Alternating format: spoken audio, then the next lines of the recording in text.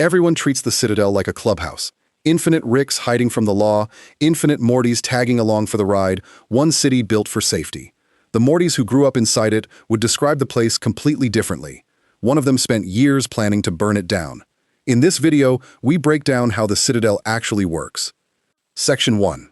A city where everybody is the same. 2 people. Every single person living inside the Citadel is either Rick Sanchez or Morty Smith. Not a family of them, not a few dozen, but millions, pulled out of millions of separate realities and packed into one floating city that answers to nobody.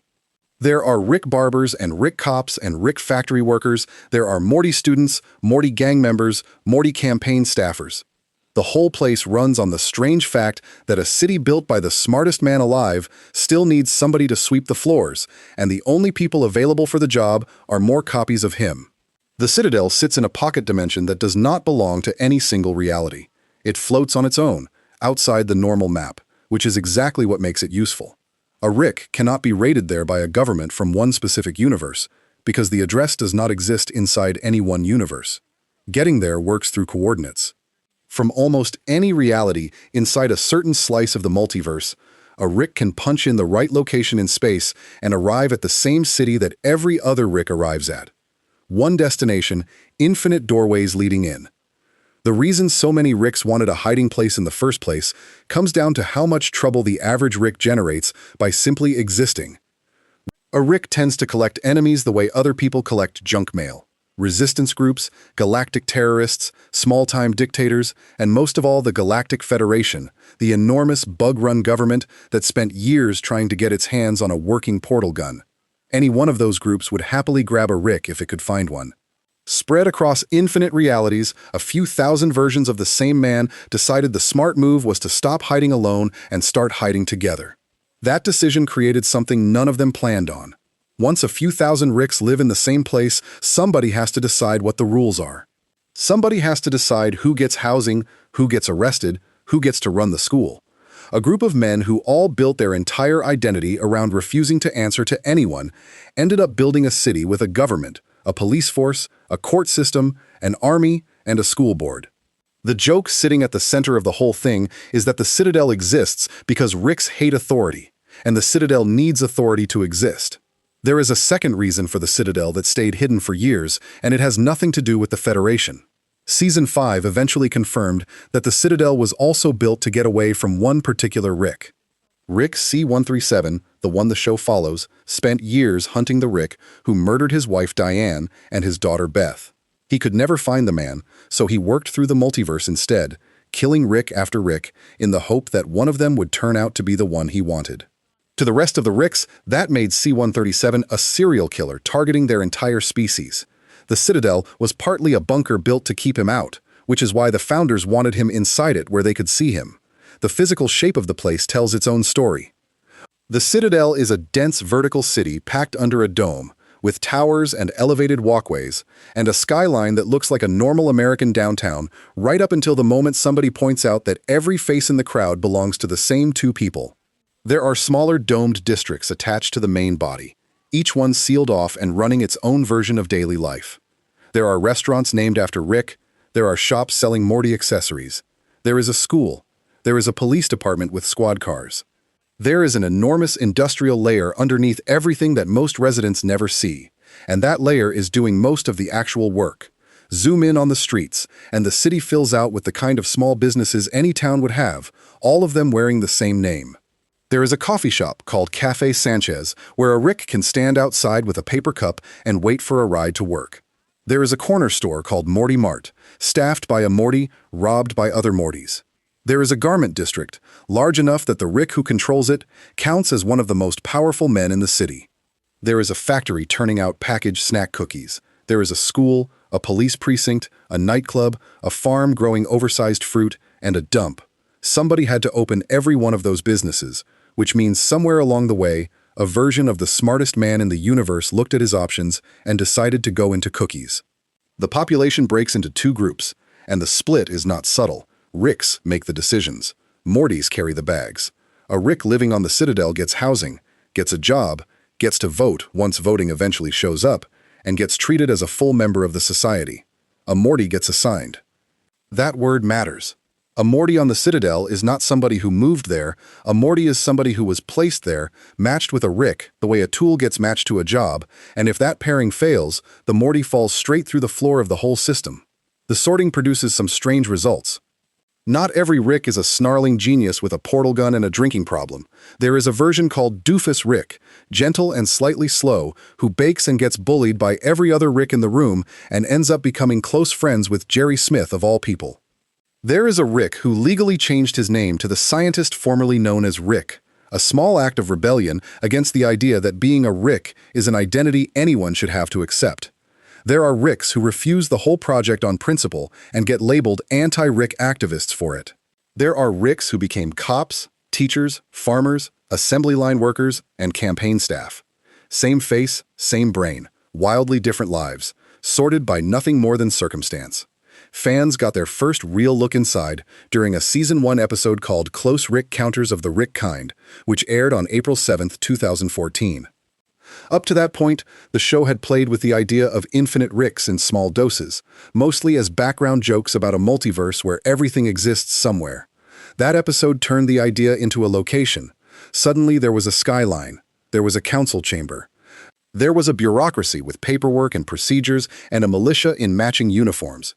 The show had spent its first season telling audiences that Rick answers to nobody, and then it showed a city where thousands of Ricks answer to 6 of them.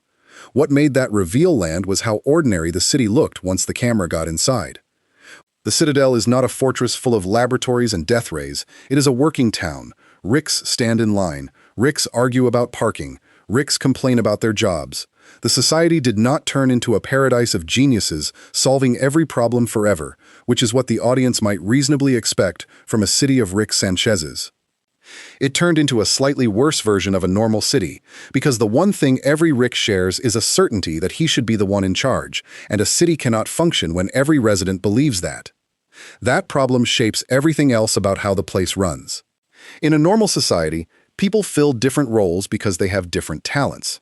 On the Citadel, everybody has identical talents, which means the only way to sort people into jobs is by force, luck, or paperwork. A Rick, who ends up stamping cookies on an assembly line, is exactly as smart as the Rick who owns the factory. He knows it. The factory owner knows it too. The entire structure has to work overtime to convince millions of geniuses to accept positions they know they are overqualified for, and that pressure sits under the surface of every single storyline the Citadel ever produced. The Mortys have the opposite problem. Every Morty is roughly as ordinary as every other Morty, and the city has decided that ordinary is the point. A Morty is valuable for a specific technical reason that has nothing to do with personality, and that reason turned into the foundation of an entire class system. Mortys are not on the Citadel because Ricks enjoy their company. Mortys are on the Citadel because a Rick without one is easier to find, easier to track, and easier to kill. The city treats that fact as settled science and builds its whole social order on top of it. There is a phrase that floats around the Citadel and explains more about the place than any map would. Ricks talk about being the Rickest Rick, the truest version of the original, the one who got it right. Rick C-137 says it about himself when he wants to explain why he refuses to join anything. A factory worker screams it during the worst day of his life. It functions as a claim to status in a society where status is impossible to earn, because every measurement anyone could invent would come out identical for millions of people. Being the Rickest Rick is the only prize on offer, and there is no way to win it, so the competition never ends and never resolves. The city also has a habit of not staying dead. Over the course of the series, the Citadel is wrecked, rebuilt, taken over, wrecked again, and then rebuilt one more time out of its own wreckage by a group of survivors who somehow decided that the correct response to watching the place kill everyone they knew was to build it a second time. That pattern is the strongest evidence for how deep the design goes. The Citadel is not held together by walls or by leadership. It is held together by a belief a Rick cannot shake, which is that he is safest surrounded by people exactly like himself, and by a belief a Morty is taught from birth, which is that he does not get to leave. Put all of this together, and the Citadel starts to look less like a hideout and more like a machine with moving parts. There is an intake system that brings Mortys in. There is a school that trains them. There is a placement office that pairs them off. There is a neighborhood where the failures end up. There is a factory district that turns Rick misery into a consumer product. There is a police force that keeps the bottom half of the city from reaching the top half. Every part of it exists because somebody solved a problem, and every solution created a new problem for somebody further down. For a lot of the population, the Citadel is not a permanent address at all. It works as a meeting point. Somewhere, a Rick can portal in, handle business, see other versions of himself, and leave again. There are bars and shops and places to spend an afternoon, which makes it part safe house and part social club. Only some of the residents actually live there full-time, and those tend to be the Ricks and Mortys with nowhere else to go, which quietly sorts the population before any government gets involved. The men with a working life somewhere else drop in. The men without one stay. The infrastructure holding it up runs on the one substance the entire show is built around, which is portal fluid. The green liquid that powers a portal gun is the Citadel's oil, its water supply, and its currency of last resort all at once. Ricks trade it, hoard it, and kill over it. The city manufactures it, stores it, and pipes it around the way a normal town moves electricity, which means the same system that lets a Rick step between realities also sits in the walls of every building. That detail seems like set decoration for years. It becomes the most important fact about the Citadel the moment somebody with the right access decides to turn the plumbing into a weapon.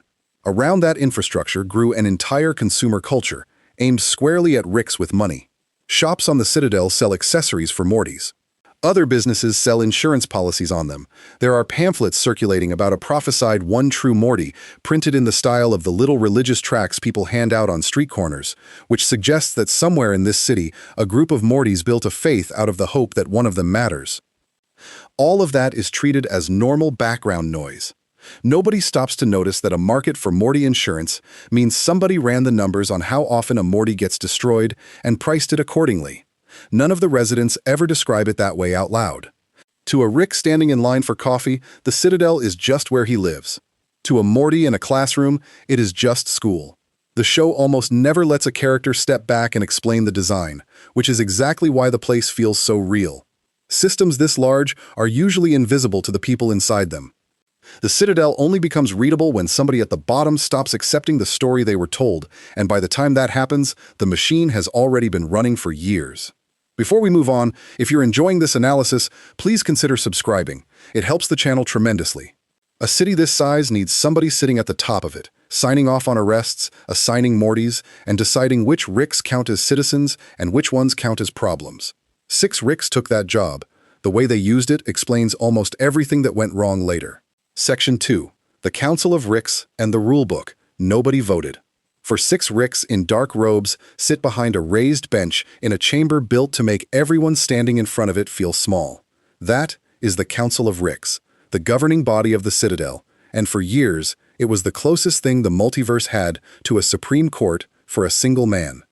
The spokesman is a Rick called Rick They Fourth. The others carry names that sound like a joke about self-importance, including Quantum Rick, Maximum's Rickamus, Zeta Alpha Rick, and Rick Timonus Sanchez Aminius. 6 of them, deciding matters for millions. Nobody elected them. The council formed when the Citadel formed, made up of the Ricks who pushed hardest for the idea of a shared society in the first place, and it simply kept the authority it started with. There was no term limit, no ballot, no challenge process.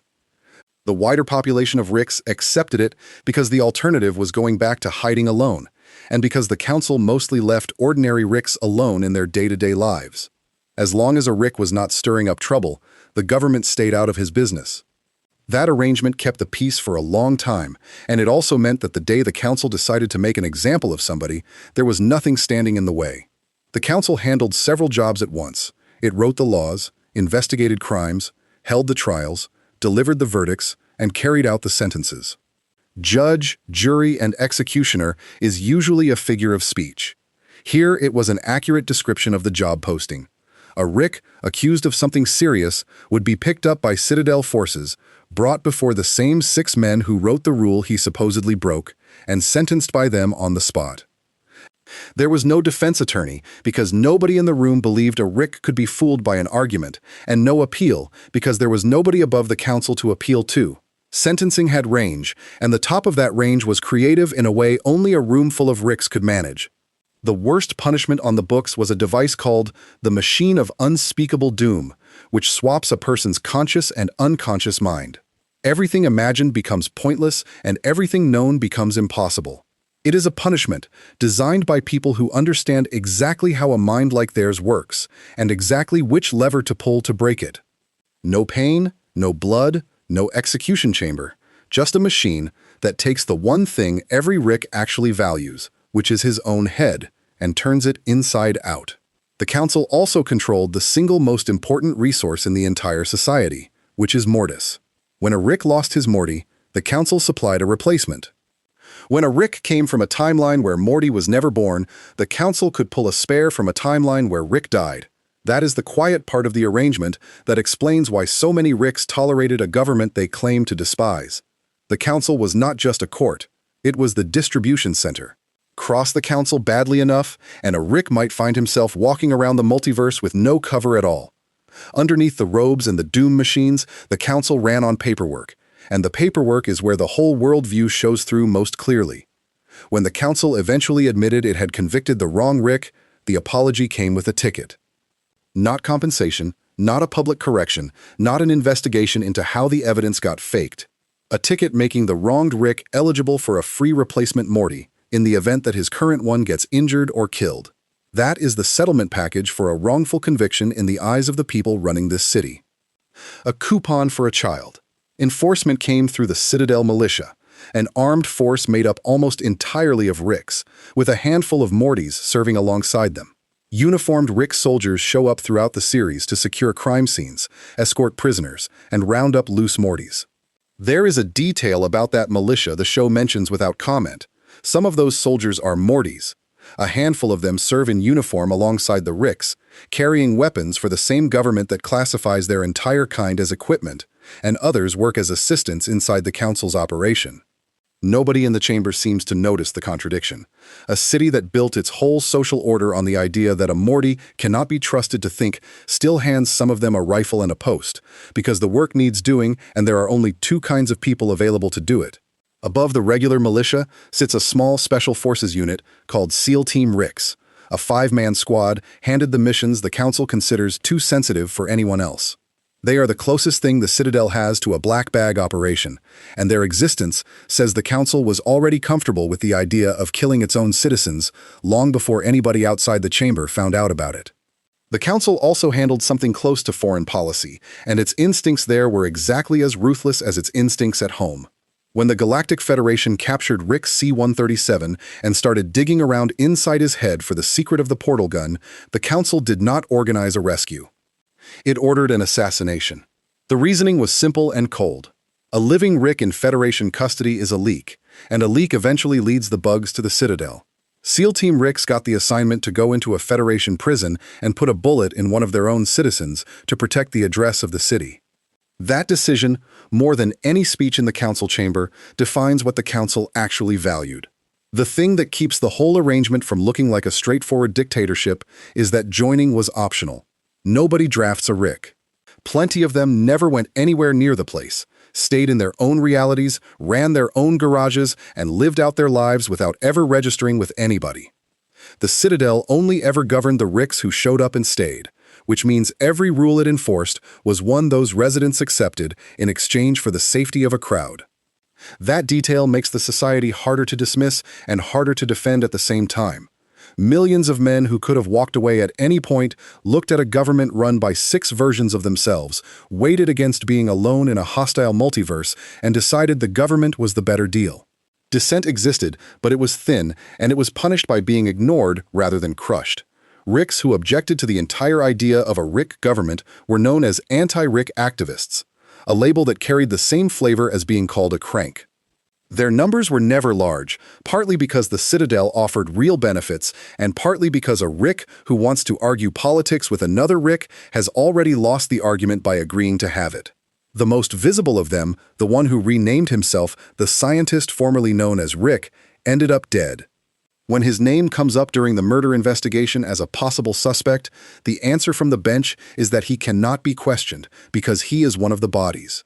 Being a Rick inside this system meant living with a strange contradiction every single day. A Rick on the Citadel is a free man. He can work, travel, drink, invent, and complain. He is also completely subject to a body he never voted for, enforced by soldiers who look exactly like him, punished by machines built to target the only part of him he cares about. The show never lingers on this, and it does not need to.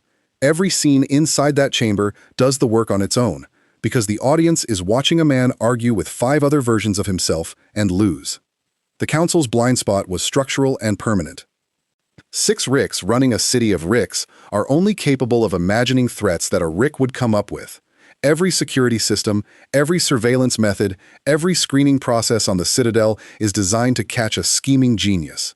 That design works fine right up until the danger stops looking like a genius.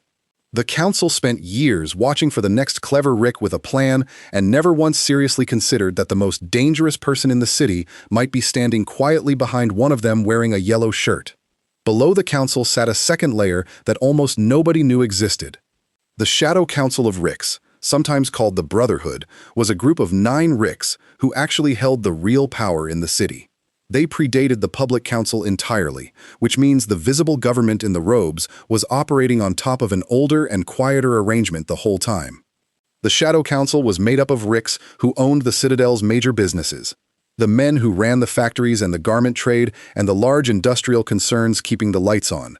Their interest was not law and order. Their interest was making sure whoever sat in the chair stayed useful to them.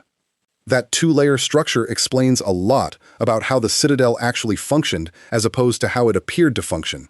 The Council of Ricks handled the ugly public work of arrests and trials and Morty distribution, which made it the face of authority and the target of every complaint. The Shadow Council handled ownership. When people on the Citadel talked about the government, they meant the 6 Ricks in robes. The men who actually decided how the city ran were sitting in a private room having their hair done, watching the whole thing from a distance and treating each new administration as a temporary employee. How 6 identical men reach a decision at all is its own puzzle. There is a spokesman, Rick IV, who does most of the talking, which means the group agreed at some point that one of them speaks for the rest. In any other government, that would be unremarkable. Here it means 5 men who each believe they are the smartest being alive consented to sit quietly while a 6th handled the room. Whatever process produced that arrangement is never shown, and it is probably the single most impressive thing the council ever accomplished. The public council understood theater, which is strange for a group of men who claim to be above that kind of thing. The full name of the body is the Trans-Dimensional Council of Ricks, a title that does a lot of heavy lifting for 6 guys sitting in a room. The chamber is enormous and mostly empty, built so that anyone summoned into it stands alone in open space while the bench looms overhead. Verdicts come with speeches. Sentences come with names that sound like the title of a horror film. All of that staging exists for an audience that consists entirely of Ricks, which means the council was performing authority for people who knew exactly how the trick worked and went along with it anyway. Then there is the matter of scale. 6 Ricks and a militia are attempting to police a population that runs into the millions, spread across a city with its own slums, its own black markets, and its own gangs. There is no realistic way for that to function as actual law enforcement. What it functions as instead is a threat display. The council does not need to catch every crime. It needs every Rick in the city to believe that the day the council decides to look at him personally, the outcome is already settled. Governments that cannot cover their territory rely on making examples, and the Citadel made them loudly. For most of the Citadel's history, the arrangement held together because it delivered on its promise. Ricks stayed hidden. Ricks stayed alive. The Federation never found the place. Mortys kept arriving and kept getting assigned, and the machine kept turning over. A society can survive an enormous amount of unfairness as long as it keeps working, and the Citadel worked well enough for long enough that the people running it stopped believing anything could stop it. The one Rick who looked at all of this and immediately refused to have anything to do with it was the one Rick the audience already knew. He was offered a seat at that bench, and the reason he turned it down became the founding argument of everything that followed. Before we move on, if you're enjoying this analysis, please consider subscribing. It helps the channel tremendously. Turning down a seat on the council made one Rick famous across the entire Citadel, and not in a good way. The government gave him a label, and years later that label became the perfect cover for somebody framing him for 27 murders he did not commit. Section 3. The Rogue Rick and the Frame Job. The council offered Rick C-137 a seat at the bench, and he laughed at them. His objection was not complicated. A group of Ricks had spent their entire lives running from governments, and their solution was to build a government. To him, that was not protection, it was surrender with better furniture. He turned the offer down flat, insulted the entire project on his way out, and never applied for citizenship, never registered, never accepted a single thing the Citadel offered him. The council responded by giving him a name. They called him the Rogue. In a society where the only distinguishing feature anyone has is a serial number, being handed a title is a serious act. It marked him permanently, and it marked him in a way that shaped every interaction the Citadel had with him afterward. He was not one of the community members with an unusual opinion. He was the exception the rules had already been written about, filed away and waiting for the day somebody needed a suspect. The history behind that label made it stick. Before the Citadel existed, Rick C-137 had spent years hunting the Rick who murdered his wife Diane and his young daughter Beth. He could not find the man, so he worked the problem the only way he could think of, which was to portal into reality after reality and kill Ricks until one of them turned out to be the right one. Dozens died. From the Citadel's point of view, that was not a grieving man on a hopeless search. That was one Rick systematically hunting the rest of his own kind, which is exactly what a founding population might build a walled city to escape. Season 5 eventually confirmed the part that reframes everything. The Citadel was created to get away from Rick C-137 specifically, with him on board. The founders wanted the most dangerous Rick in the multiverse inside the building where they could keep an eye on him. Offering him a seat on the council was not an honor, it was containment, dressed up as a promotion. He said no, walked away, and left them with a hole in the plan that stayed open for years. Then Ricks started dying again. 27 of them, killed across 27 separate dimensions, each one paired with a kidnapped Morty. The pattern was consistent enough that the council stopped treating them as unrelated incidents and started calling it an epidemic. Somebody was working through the population of Ricks with a method, and the council had no idea who or why. Every conversation about the case circled back to the same starting point. Who in the multiverse hates Ricks enough to hunt them and knows enough to find them? The killings themselves followed a routine. A portal opens into an ordinary garage in an ordinary reality. A Rick is shot before he can react. His Morty is hit with a tranquilizer dart, goes limp, and gets dragged back through the portal while he is still unconscious. The whole thing takes seconds. 2 people arrive, one leaves as a body, one leaves as cargo. Then the portal closes, and that reality is left with a dead grandfather, a missing grandson, and no explanation that anybody on that world would ever be able to piece together. The answer was already sitting in the file cabinet. The city had a rogue on record, a man with a documented history of murdering versions of himself, publicly hostile to the council, refusing every attempt to bring him inside the system. Investigators did not have to be manipulated into suspecting Rick C-137. The suspicion was already there. All the real killer had to do was give them something to hold. The evidence arrived on schedule. Citadel forces produced enough material to tie C-137 to the killings, and it was clean enough that 6 of the most intelligent beings in existence looked at it and convicted him on the spot. There was no trial in the sense most people would recognize. He was brought into the chamber, presented with the case against him, and sentenced. The whole process ran on the assumption that a room full of Ricks cannot be tricked, which is precisely the assumption that lets somebody trick them. The way he cracked it says a lot about how little the Citadel's investigators actually investigated. Rick sat down in a diner with his grandson, worked the problem out loud over a meal, and had the answer before the government that convicted him had finished filing the paperwork. No lab, no evidence room, no team. One man with a portal gun and an afternoon beat an entire justice system that had every resource in the city and a suspect in custody. The detail that unlocked the frame job was a portal gun. C-137's own device had been hacked remotely, which put his signature at the crime scenes without him ever being there. That is not a small technical feat. The portal gun is the most guarded piece of technology in the show, and somebody reached into his and used it as a stamp. When he later traced the hack, the trail did not lead to a rival government or an alien race. It led to another Rick, which meant the answer had been inside the family the entire time. The arrest itself happened in a kitchen. Portals opened in the Smith family home during an ordinary morning, and armed Ricks came through them and surrounded a man eating breakfast with his family.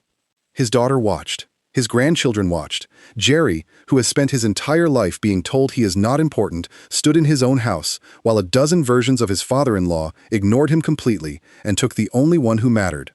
For a show that usually treats the Citadel as a joke about self-obsession, that scene plays the arrival of the government exactly the way it would play in a drama, which is as a violation of a home.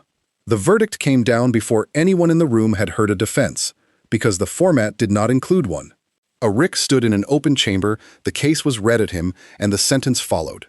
The whole procedure runs on the assumption that guilt is obvious to a sufficiently smart observer, and there were 6 of those on the bench, so the matter was considered settled the moment they agreed with each other.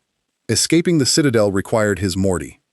The most secure facility in the multiverse, run by geniuses, defended by a militia of geniuses, gets beaten by a 14-year-old boy nobody in the building considers a person. Rick and Morty go through a portal and out into the city, then out of the city entirely, with squads of Ricks and Mortys chasing them through traffic. The chase is played for comedy, and underneath the comedy, the show is quietly demonstrating that the entire security model of this society has one enormous gap in it, and the gap is shaped exactly like a Morty. The chase out of the city is played as a joke and doubles as a tour. Squads of Ricks and Mortys pour through the streets after them, portals opening in traffic, pursuers who look exactly like the people they are chasing. There is no way for a bystander to tell who is law enforcement and who is the fugitive, because everybody involved has the same face and the same build. A city where the police are physically indistinguishable from the criminals has a problem no amount of intelligence can solve, and the show demonstrates it by turning a manhunt into a crowd scene. While the two of them ran, the Citadel poured agents into their house on Earth. The Smith family kitchen filled with Ricks, all of them searching, all of them irritated, all of them ignoring Jerry completely. That is when the show introduced Doofus Rick, the version who is kind, slightly slow, and treated by every other Rick in the room as a punchline. Jerry, a man used to being the least respected person in any room he enters, ends up bonding with him over a plate of food. It is the warmest scene in the episode, and it happens because 2 people who have both been written off by the Ricks find each other. That small subplot does more work than it looks like it does. It establishes that the Citadel is not made up of one type of person wearing one type of attitude. It contains men who are cruel and men who are gentle, men who are brilliant and men who are ordinary, all with the same face. The sorting that decides which of them ends up on the council and which of them ends up mocked at a kitchen table is not based on ability. It is based on how closely each Rick matches the version of Rick the culture has agreed to respect. The label the council pinned on him did not expire when the case closed. Years later, when the Galactic Federation captured him, the Citadel's first instinct was still to treat him as a liability rather than a citizen, and the order that came out of that chamber was an order to kill him. Being the rogue meant that every future decision about him started from the assumption that the safest version of Rick C-137 was a dead one. The council created that relationship on the day he refused their offer, maintained it through a wrongful conviction, and never once considered that a man treated that way for that long might eventually come back and settle the account. There is also the question of why 6 brilliant men accepted a case that thin. The answer is the same reason smart people in the real world make bad calls, which is that the evidence pointed at the person they already wanted it to point at. C-137 had motive in their eyes, history on record, and a public attitude that insulted every man on the bench. When a suspect fits that well, examining the evidence stops feeling like an obligation. The council did not fail because it lacked intelligence. It failed because it was satisfied. And satisfaction is the cheapest thing in the world to manufacture in somebody who already agrees with you. The investigation ended the way these things usually do, which is that the accused man solved it himself because nobody else was going to. Rick traced the hacked signal, found the base, and eventually handed the council the real killer. The name was cleared. The apology arrived. The coupon for a replacement Morty arrived with it. Nobody was punished for the wrongful conviction, and nobody in the chamber seemed to think anything unusual had happened. The cleanup afterward is where the Citadel shows its priorities most clearly. Militia units arrived at the compound, secured the site, and began processing the hundreds of freed Mortys as refugees, sorting them for transport back to whatever realities they came from. It is the largest rescue operation the government ever ran, and it is handled like a logistics problem. Forms, ships, headcounts, nobody asks any of those children a single question about the man who took them. The part the council never examined is the part that mattered most. They had just processed a case involving hundreds of kidnapped Mortys, and their entire investigation focused on which Rick was responsible. The Mortys were evidence, then they were paperwork, then they were refugees to be shipped somewhere. Not one member of that bench asked what a person would want with that many Mortys.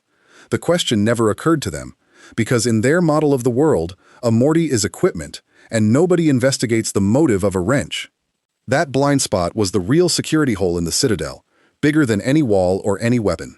A society that has decided one entire class of its population is incapable of planning anything cannot detect a plan made by that class. Every alarm the Citadel built was tuned to the frequency of a scheming Rick. Every screening process asked whether a Rick was lying. Nobody was watching the Mortys, because watching the Mortys would have meant admitting they were the kind of thing that needed watching. Before we move on, if you're enjoying this analysis, please consider subscribing. It helps the channel tremendously. The place Rick traced that hacked signal to was not a laboratory, it was a dome, and the dome was built out of Mortys. What was happening inside those walls explains the technical reason the Citadel exists at all. Section 4. Morty Waves and the cheapest cloaking device ever invented. Rick explains it to Morty in a diner booth, casually, the way somebody explains why the car needs oil. The best way to hide from an enemy's radar is to stand near someone whose brainwaves cancel yours out. A Rick throws off genius waves that can be tracked from a long distance by anyone with the right equipment. A Morty throws off the exact opposite. Put the two together, and the signals flatten each other into nothing, and the Rick disappears off every sensor in the galaxy. That is the whole mechanism, and everything about the Citadel grows out of it. A Rick alone is a beacon. A Rick with a Morty is invisible.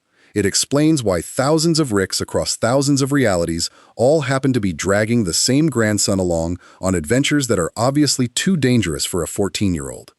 It explains the pairing rule, the assignment system, the school, the replacement coupons, and the entire second class of citizens living underneath the city.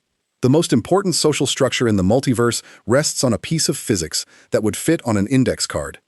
Morty finds out the same way the audience does, sitting across the table while his grandfather describes him as equipment. His reaction is immediate, and it does not fade for the rest of the episode. He calls himself a human cloaking device, and Rick does not argue with the description. He upgrades it. He tells Morty that he is a perfect suit of human armor, and that the reason he works so well is that he is exactly as dumb as Rick is smart. It is one of the cruelest things the character ever says, delivered as though it were a compliment about job performance. What makes the moment land is that Rick is not lying. Everything he said is technically accurate. The cover works. The waves cancel. The kid really is safer to have around than any device Rick could build, because a device could be detected and a grandson cannot. The problem is that being correct about the mechanism does not answer the question Morty is actually asking, which is whether any part of their relationship exists for a reason other than the cover. Rick refuses to answer that question for the entire episode, and then refuses again at the end. The trail led them to a compound sitting alone in an empty dimension, and the outside of that compound is the single most disturbing image the show had produced up to that point. The dome is covered in Mortys, hundreds of them, embedded in the walls, wired into machines, held in place and kept in constant pain. They are not prisoners in cells. They are construction material. The building is made out of children the way a normal building is made out of bricks. The logic behind it follows directly from the diner conversation. If one Morty in pain produces enough interference to hide one Rick, then hundreds of Mortys in constant agony produce enough to hide an entire facility from the Citadel. The killer had taken the same principle every Rick in the multiverse relies on and scaled it up industrially.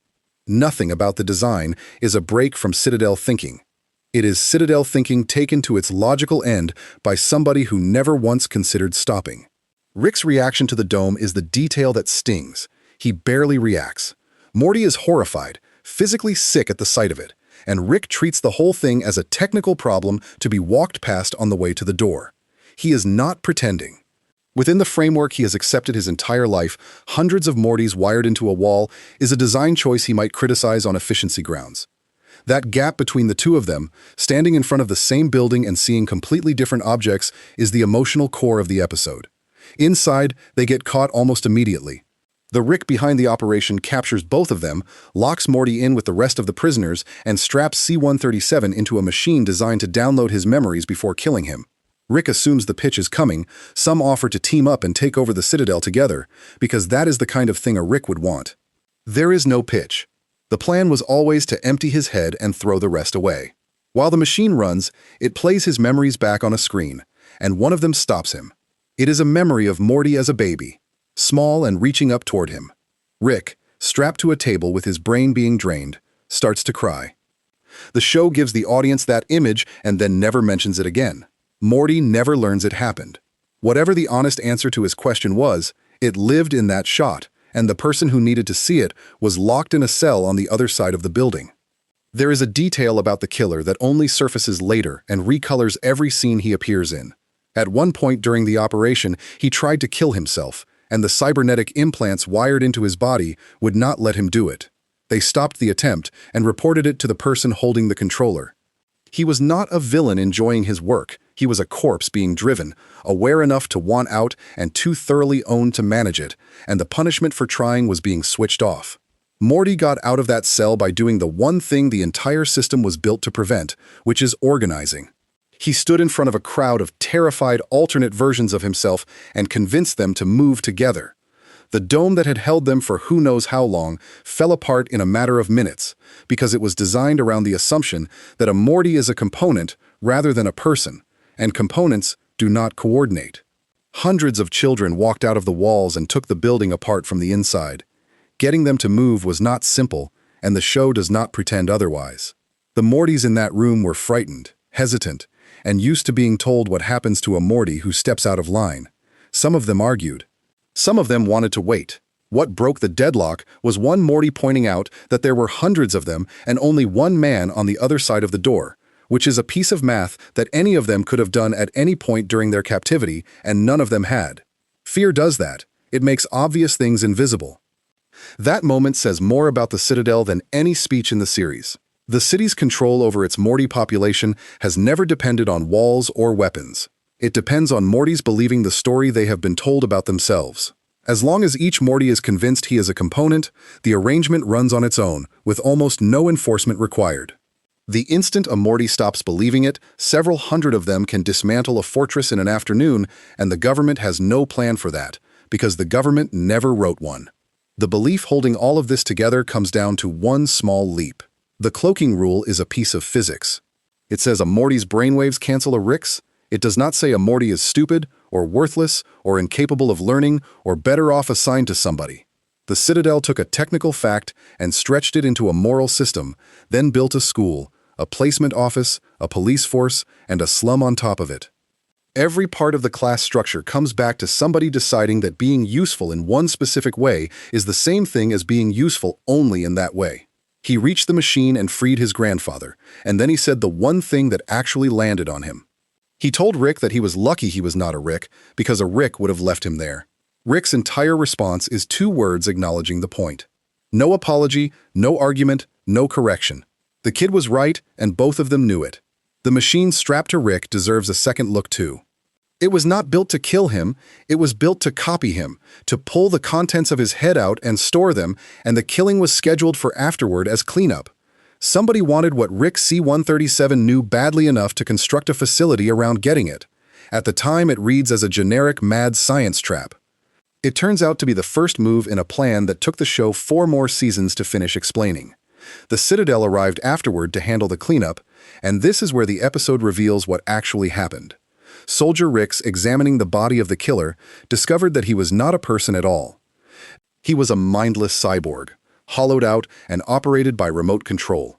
Somebody else had been running him the entire time, from the first murder, through the frame job, to the moment he got torn apart by children.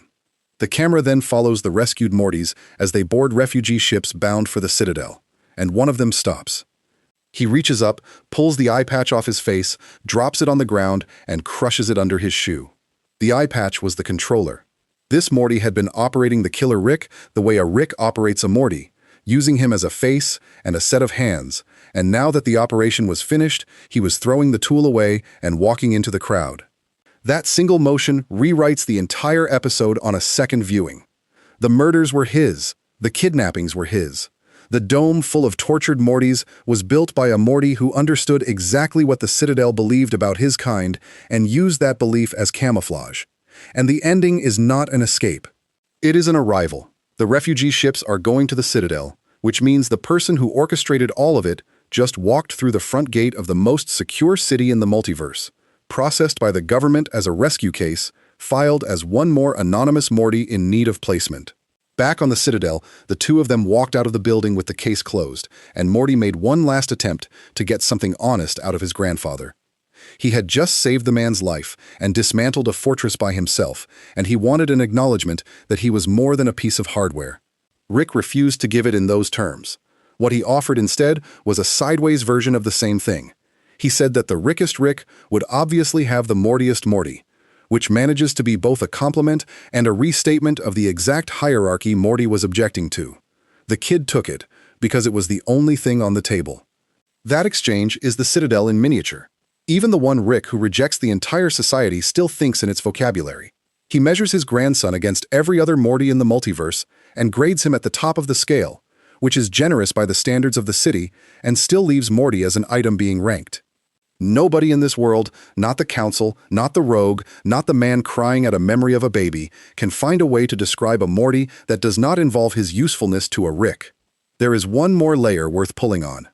The dome full of Mortys did not actually need to exist as a cloaking device, because the Rick it was hiding was brain-dead and had no genius waves to conceal in the first place. The entire structure was a story, built to give the Citadel an explanation for why one Rick would be collecting Mortys by the hundred. Investigators saw a cloaking rig, nodded at the reasoning, sorted the survivors into refugee ships, and closed the file. Without that cover story, someone might have asked the harder question, and the answer would have exposed him before he ever reached the city. Before we move on, if you're enjoying this analysis, please consider subscribing. It helps the channel tremendously. Hundreds of Mortys arriving at once raises a question the Citadel never wanted asked out loud. There is no natural supply of Mortys large enough to stock a city, which means somebody had to build one. What that supply chain actually looks like stayed hidden for 4 more seasons. Section 5. Where Mortys actually come from. A city that hands out Mortys the way a hardware store hands out replacement parts needs a warehouse. And for most of the show's run, nobody asked where the warehouse was. The council could produce a Morty on demand. It could supply one to a Rick from a timeline where Morty was never born, pulled out of a timeline where Rick died young. It handed out vouchers promising a free replacement if the current one got destroyed. Every one of those services implies a stockpile, and a stockpile that size cannot come from luck. The first part of the answer involves manipulating families. The Citadel has quietly influenced how Beth and Jerry meet across countless realities, nudging 2 teenagers together so that a particular child gets born in a particular house at a particular time. The show delivers this as one line of exposition, and it is one of the darkest ideas in the entire series. Every Morty in the multiverse whose parents fell in love on their own is a coincidence. A large number of them exist because a committee wanted more inventory and arranged the romance to get it. Even engineered families cannot meet the demand of an entire city, so the Citadel does what any industry does when natural supply runs short. It manufactures. Underneath the streets sit cloning facilities capable of producing Mortys in bulk, growing them in tanks, finishing them, and shipping them out. The city that presents itself as a refuge for endangered scientists is also a factory farm, and the product being farmed is a 14-year-old boy. The clones do not arrive as blank slates. They come loaded with implanted memories of a life they never lived. A Morty steps out of a tank believing he grew up in a house on a specific street, believing he has a sister and a mother and a father, believing he has a history. That memory package is what makes the replacement system work. When a Rick's Morty dies, the Citadel does not send him a stranger. It sends him a boy who remembers being his grandson, dressed in the same yellow shirt, ready to pick up the conversation where the last one ended. That is what turns the replacement voucher from a joke about bureaucracy into something else. The council was not offering Rick C-137 a spare part. It was offering to grow a child, install a copy of a dead boy's life inside his head, and deliver him to the house so that nobody would have to notice anything had changed. The Citadel considered this a customer service feature. It printed it on a ticket. The fitting process goes further than memory. A replacement arrives dressed the way the previous one dressed, carrying the specifics of that particular household, loaded with that particular Rick's version of events rather than a generic childhood. The Citadel is not shipping a Morty. It is shipping a continuation, tailored closely enough that the man receiving it can carry on mid-sentence. Somewhere in that building is a department whose entire job is making sure a dead boy's replacement knows which chair he used to sit in. The clones are also programmed, in the sense that their personalities are shaped before delivery. The design brief is straightforward. A Morty should defer to Rick, should agree with Rick, should stay close to Rick, and should emit the brainwave pattern that hides Rick. Every trait the culture claims to observe in Mortis, the nervousness, the eagerness to please, the stammering agreement, is not an accident of biology. In a large share of cases, it is a specification, written by Ricks, built into the product on the assembly line. Distribution runs through the government, which is the detail that turns a supply chain into a political system. A Rick who wants a Morty does not go to a market and shop around. He goes through the council, submits to whatever process the council has decided on, and receives what he is given. That single arrangement is the source of almost all the leverage the Citadel has over its Rick population. A man who despises authority will still stand in line if the line is the only place to get the one thing keeping him alive out there. The flow runs in both directions too. When a Rick dies, his Morty does not go home. There is often no home to go to, since the reality he came from may have lost its Rick years ago or may never have had a Beth and Jerry that stayed together. That Morty gets absorbed back into the pool, held somewhere in the city until a request comes in for a unit of his approximate age and temperament. Being reassigned is presented as a fresh start. It is closer to a return to inventory. The most unsettling part of the whole operation is that nobody can tell the difference. A cloned Morty with implanted memories looks, sounds, and behaves exactly like one born in a house on a normal street. He has opinions about his sister. He remembers a birthday. Put 20 Mortys in a room, and there is no test any Rick has ever bothered to run that would separate the manufactured ones from the rest, which raises a question the city has no interest in asking. If the difference does not show up anywhere, the difference may not exist, and the Citadel has been treating a population of real children as manufactured goods on the strength of a distinction it cannot even measure. Season 8 filled in the last piece of the picture through an unlikely source. A Rick living alone on a homestead, farming corn and raising livestock and playing Tori Amos records, turns out to have been the foremost Morty replicator on the Citadel.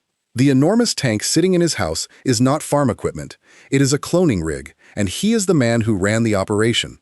The person at the top of the Morty manufacturing chain was not a mad scientist in a lab coat. He was a quiet guy with a truck who eventually walked away from the job and tried to grow corn instead. The show is careful about how it reveals this. The audience spends most of that episode watching the man be gentle, capable, and reluctant to hurt anyone, and only afterward learns what his career was. It is the same trick the Citadel plays on itself constantly. Terrible systems are almost never staffed by monsters. They are staffed by competent people doing a job that made sense at the time in a building where everybody around them was doing the same job until one day the person stops and cannot explain why he ever started. Not every unit comes out right. Beneath the Citadel, in tunnels and sewers under the city, live Mortys that the production process failed. They are deformed, some of them barely recognizable, crawling up through drains and disappearing again when anyone official gets close. The city does not treat them as citizens or patients or even prisoners. They are waste, and the standard response to waste is to keep it below street level where nobody paying taxes has to look at it. Those tunnels are the most honest room in the city.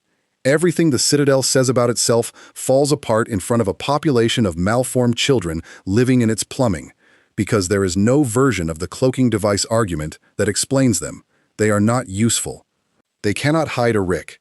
They exist purely as the byproduct of a manufacturing process running at volume, and their existence proves the point that the volume was never about protection in the first place. Nobody needs this many Mortys to stay hidden. Somebody needed this many Mortys to run a city. The economics underneath it all follow the same shape as any commodity. A steady supply keeps the price low, and a low price keeps Mortys disposable. If a Morty were rare, a Rick would have to be careful with him. He would have to keep him out of danger, keep him alive, treat him like something that cannot easily be replaced.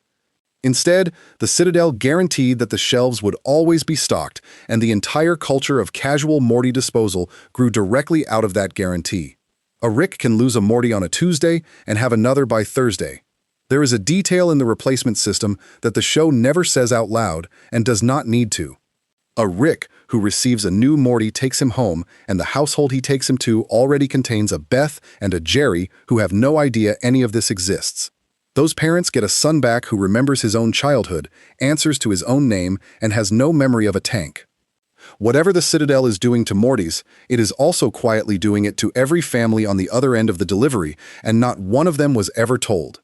Demand only ever moved in one direction, which is the pressure that turned a workaround into an industry. Every new Rick who joined needed a Morty. Every Morty who died needed replacing. Every Rick who lost one and got a voucher was going to spend it eventually. A supply chain built to cover occasional gaps found itself serving a population that kept growing and kept breaking its equipment. And the only way to stay ahead of that curve was to stop waiting for children to be born and start growing them on schedule. That system also explains the school, the placement office, and everything else that looks like education from a distance. A supply chain does not end at manufacturing. Product needs finishing, testing, and distribution. The Citadel handles all three, and it does it in a building full of desks with a teacher standing at the front, which is the part that makes the whole arrangement feel wrong in a way the tanks somehow do not. There is one more consequence worth naming. If a large share of the Citadel's Morty population was grown in a vat and loaded with a false past, then a large share of the Mortys walking those streets are grieving for families that never existed and homesick for houses that were never theirs. They are not lying when they describe their childhoods. They believe every word. The Citadel manufactured not just the bodies but the longing, and then built a school to teach them what to do with it. When the main Morty of the series finally saw the production footage for himself, his reaction was 2 seconds long and completely unfiltered. He swore at his grandfather. Not a speech, not an argument, just the sound a person makes when a piece of information lands faster than they can process it. He had spent years being told he was special, told he was the Mortiest Morty, told that whatever their relationship was, it was theirs. Then he watched a machine grow boys with his face in bulk. That moment also changes the show retroactively for anyone watching it. Every joke about Rick dragging Morty into danger, every casual line about how replaceable the kid is, every episode where a Morty gets hurt and the story moves on, sits on top of an industry that was there the whole time. The series spent 5 seasons letting the audience laugh at the disposability of Morty Smith before revealing that somewhere in the multiverse, a factory floor exists specifically to keep that disposability affordable. The Mortys never got told any of this. They were told something much simpler, taught to them in a classroom by a Rick with a lesson plan, and every graduating class walked out of that building believing it. Whatever a boy might have worked out on his own about where he came from, the school got to him first with an answer that was easier to carry and much better for everybody upstairs. Before we move on, if you're enjoying this analysis, please consider subscribing. It helps the channel tremendously. The classroom sits in the middle of the city, and the curriculum has nothing to do with reading or math. 4 students in that room were about to graduate, and the trip they took the night before assignment day says more about how the Citadel works than any government document ever could. Section 6. Morty Academy and the Night Before Graduation. The Morty Academy is a school in the same way a kennel is a hotel. Rows of identical boys sit at identical desks while a Rick at the front of the room walks them through the material, and the material is behavior. Mortys are taught how to act when they are assigned to a Rick, how to respond, how to stay out of the way, how to be the version of a grandson that a Rick will tolerate. The subject being taught is compliance, dressed in the furniture of a normal classroom so completely that it takes a moment to notice there are no textbooks about anything else. Teacher Rick runs the room the way a man runs a room he does not respect. He drills the students on the correct attitudes, corrects them when they express something outside the approved range, and singles out the ones who cannot keep up. One of his students is a Morty with an obvious learning disability, and the teacher's response to that student is to mock him in front of the class. The academy does not exist to develop anybody. It exists to certify that a unit is ready for delivery, and a unit that cannot be certified is not a problem the school intends to solve. Lesson content, when the show lets the audience hear it, is narrower than any real school would allow. Students are walked through the correct way to see things, and there is exactly one correct way. Ricks are superior. That is not presented as an opinion for discussion. It is the frame every other lesson hangs inside. Taught to children by a member of the group being described as superior, in a building funded by that group, in a city where the students have never met anyone who would tell them otherwise. The names tell their own story. On the Citadel, a Morty is identified by whatever detail happens to distinguish him, which means the naming system is essentially a list of physical features and accidents. Glasses, lizard, slick, fat, left-handed. Not one of those names came from a parent. They are labels applied by the institution for sorting purposes, the same way a warehouse labels a shelf, and every Morty in that classroom answers to one without ever appearing to notice how strange that is.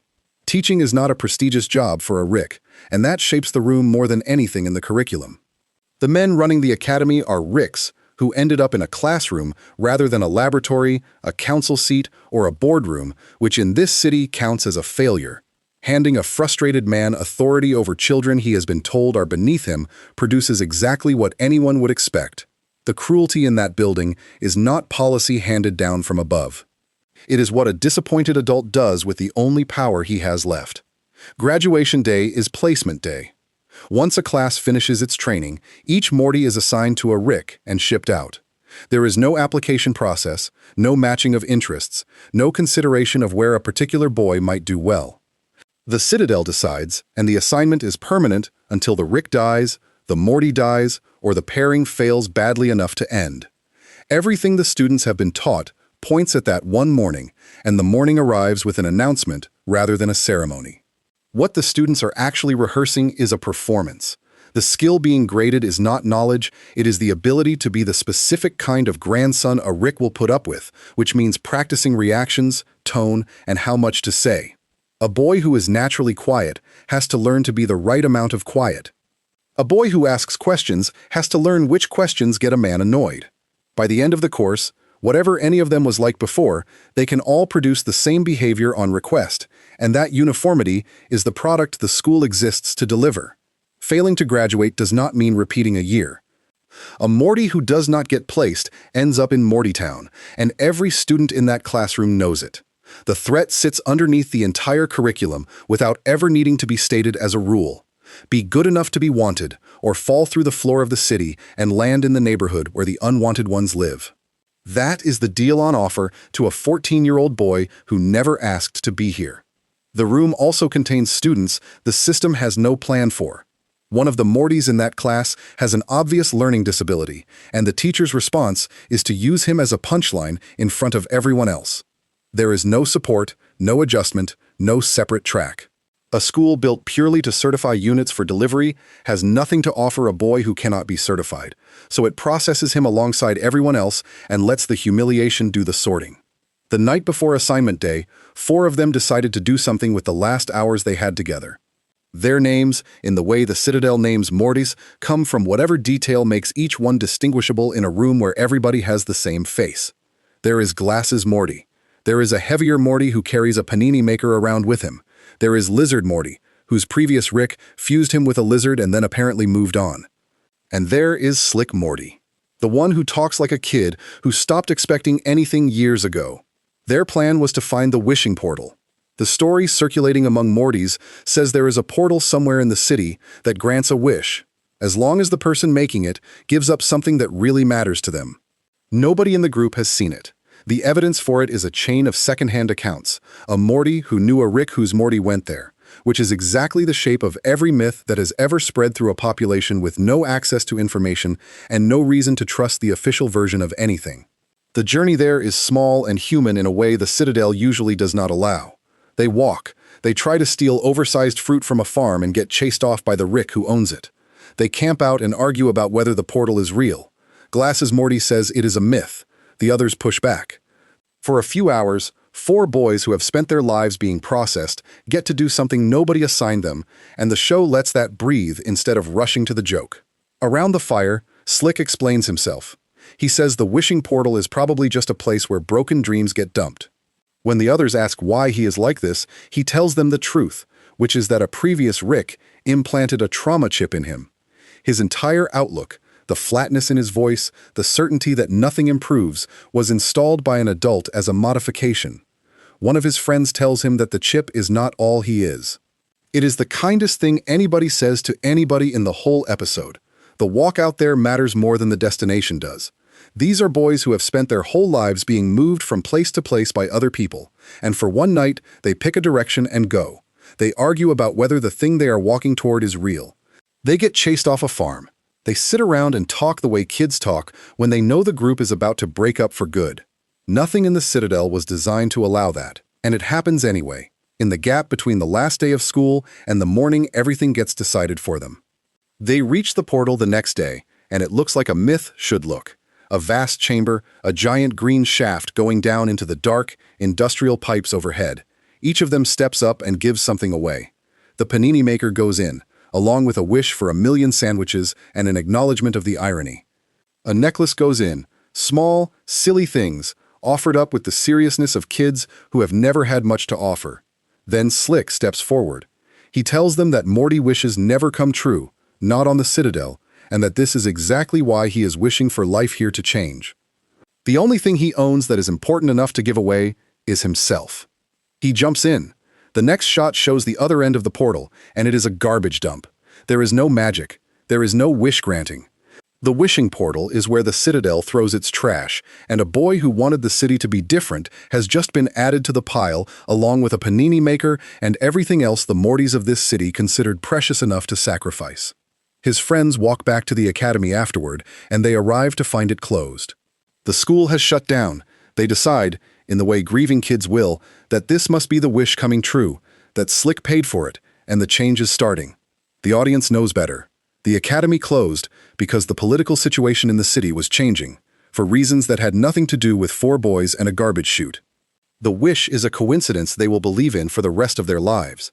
That sequence does something the rest of the series rarely bothers with, which is to show what hope looks like at the bottom of a system built by people who consider them equipment. It does not look like rebellion. It looks like a rumor, a walk, a small offering, and a story the survivors tell themselves afterward.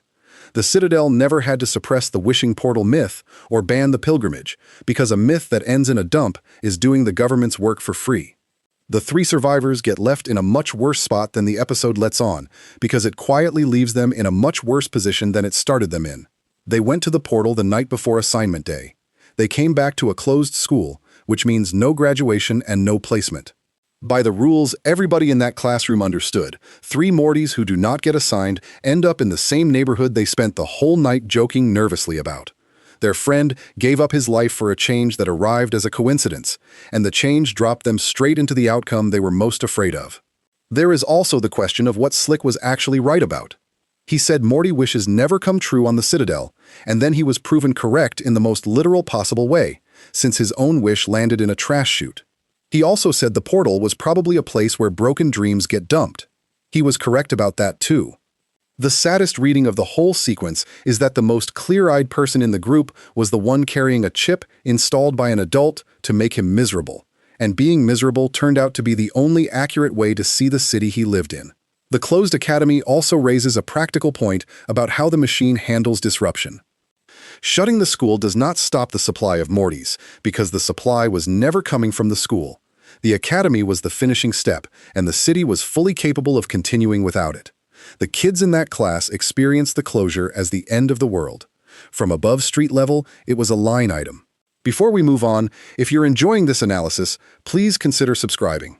It helps the channel tremendously. Every student in that classroom was measuring their future against the same fear. A neighborhood on the other side of the city where the Mortys nobody wanted end up. 2 police officers spent a shift driving through it, and what they found there explains how the Citadel keeps its bottom floor quiet. Section 7, Mortytown, the wafer factory, and the men who own both Mortytown, is where the Citadel puts the Mortys it could not place. Every boy who washed out of the academy, every boy whose Rick died without a replacement request on file, every boy who failed an assignment badly enough to be sent back, ends up in the same set of streets. The buildings are worn down. The storefronts have bars on them. The population is entirely Mortys, living without Ricks in a city that has spent its whole existence, insisting a Morty without a Rick is a spare part with nowhere to go.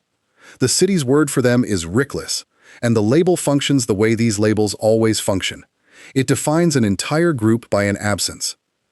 Not unemployed, not homeless, not poor, but lacking the specific relationship that the culture treats as the only source of value a Morty can have. A Rickless Morty is not a person who has lost something. In the vocabulary of the Citadel, he is a person who has stopped counting. What actually grows in a place like that is a society, because people cannot help building one. Mortytown has a convenience store with a Morty behind the counter. It has street gangs, the most visible being a crew called the Mortytown Locos. It has a nightclub. It has a drug trade run by a Morty everybody calls Big Morty, who sits at the top of the neighborhood's economy the way business ricks sit at the top of the cities. Given nothing, the Mortys built the whole structure over again in miniature, complete with its own bosses and its own losers. The day the audience gets to walk through it, the city is celebrating. A Morty is running for president, and Mortys are out in the streets with signs and flags, marching for the idea that they might count as citizens.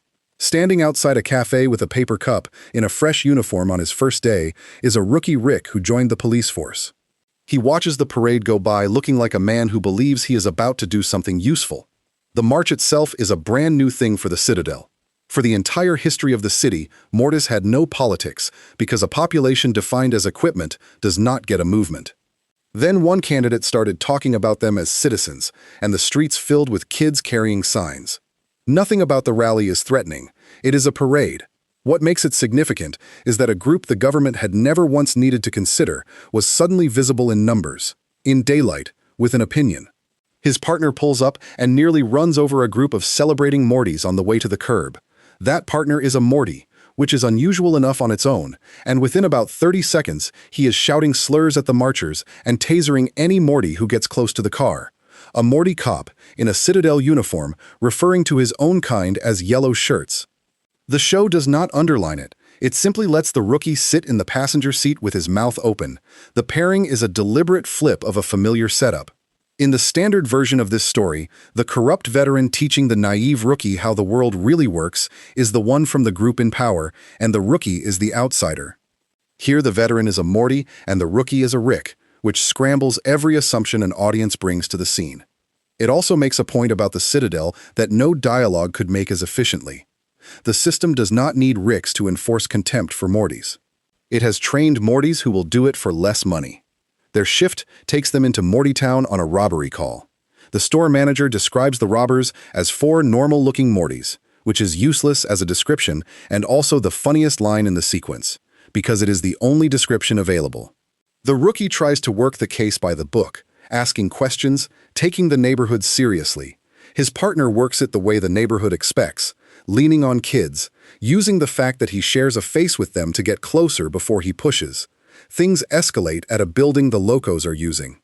A Morty plays on the rookie's sympathy long enough to get close and stabs him. The rookie shoots and kills him. It is his first day, and he has just killed a child who looks exactly like every other child on the block, and the show sits in that for a moment before moving on. His partner comforts him afterward, and for a few minutes, the two of them are actually working together, the older cop steadying the younger one after the worst moment of his life.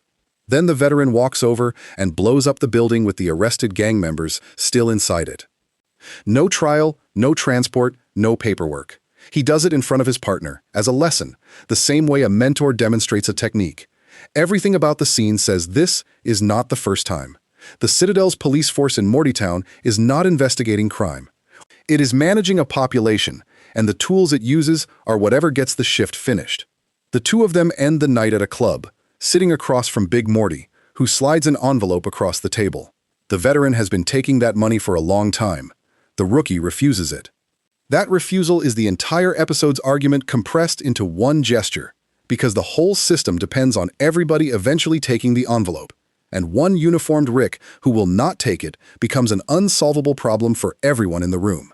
The standoff that follows is where the veteran finally says what he has been carrying. He talks about the life he gave up, the ordinary teenage life he left behind to come here and be this, and the regret in it is enormous.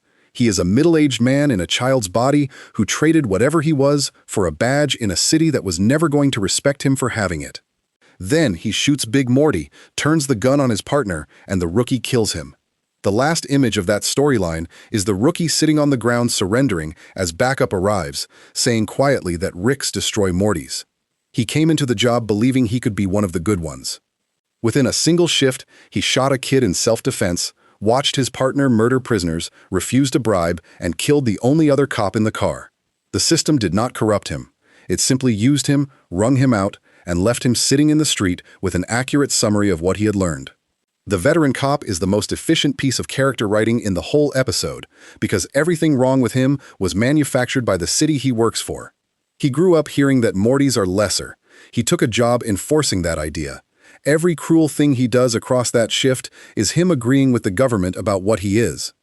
A system does not need to hate a population if it can teach that population to hate itself and then hand one of them a badge. Mortytown is not a prison, which is the part that makes it stick. Nobody is holding these Mortys there. There are no walls, no guards at the border, no rule that says a Rickless Morty must remain in that neighborhood. They stay because the entire rest of the city is organized around a relationship they do not have, and because a Morty who wanders uptown without a Rick attached to him is a problem waiting to be reported. The containment is social, and social containment does not require a fence. The neighborhood also serves a function for everybody above it. Every student in the academy is told, directly or otherwise, that failure leads to Mortytown. That threat does more to keep the Morty population agreeable than any law the council ever wrote. A society that maintains a visible bottom floor gets obedience from everyone standing above it for free, and the Citadel maintained one for as long as it existed. The other end of that arrangement sits uptown, in the buildings those officers are paid to protect. A city that keeps its bottom floor quiet is keeping it quiet on behalf of somebody, and the somebody in this case is a small group of Ricks who own the places where the rest of the city goes to work every morning. Somewhere on the Citadel there is a factory that makes a snack cookie, and that cookie explains how the city's economy actually functions better than any balance sheet would. The product is called Simple Rick's Wafers, sold in bright packaging with a friendly cartoon face on it, marketed with the promise that a bite of it delivers the feeling of coming home.